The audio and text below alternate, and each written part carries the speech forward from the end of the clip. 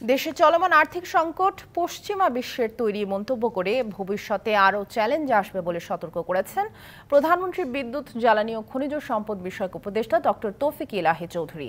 এছাড়া প্রতিমন্ত্রী নসরুল হামিদ জানান, দেশের অর্থনীতি স্থিতিশীল করতে খনিজ সম্পদের সর্বোচ্চ ব্যবহার নিশ্চিত করতে কাজ করছে সরকার। রাজধানীর কারওয়ান বাজারে বাংলাদেশ ভূতাত্ত্বিক জরিপ অধিদপ্তরের সেমিনারে এমন মন্তব্য করেন তারা। রাশিয়া ইউক্রেন যুদ্ধের কারণে বিশ্ব অর্থনীতি এমনিতেই টালমাটাল।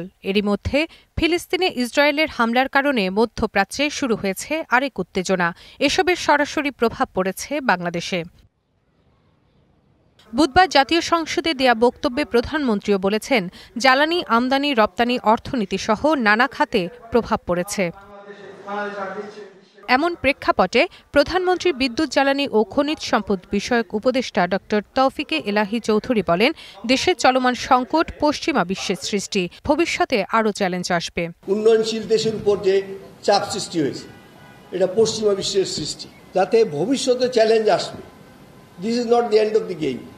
ঢালাইয়ে দৃঢ়তা, নির্মাণে নিশ্চয়তা, প্রিমিয়ার সিমেন্ট, ঢালাইয়ের রাজা। পেট্রোবাংলা অডিটোরিয়ামে টেকসই উন্নয়নে ভূতত্ত্বের ভূমিকা বিষয়ক দুদিনব্যাপী দ্বিতীয় জাতীয় সেমিনারের প্রথম দিনে কথা বলেন তিনি।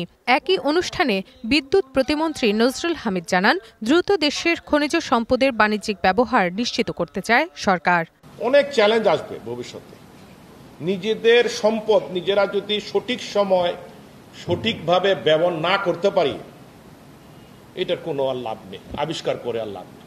খনিজ সম্পদ অনুসন্ধানে সংশ্লিষ্ট সবাইকে একসাথে কাজ করার আহ্বান জানান পেট্রোবাংলা চেয়ারম্যান।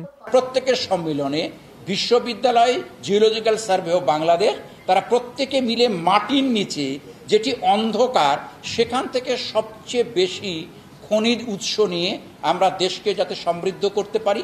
দেশের জ্বালানি নিরাপত্তায় নতুন নতুন গ্যাস ক্ষেত্র অনুসন্ধানে ব্যাপকভাবে কাজ চলছে বলেও জানানো হয় সেমিনারে।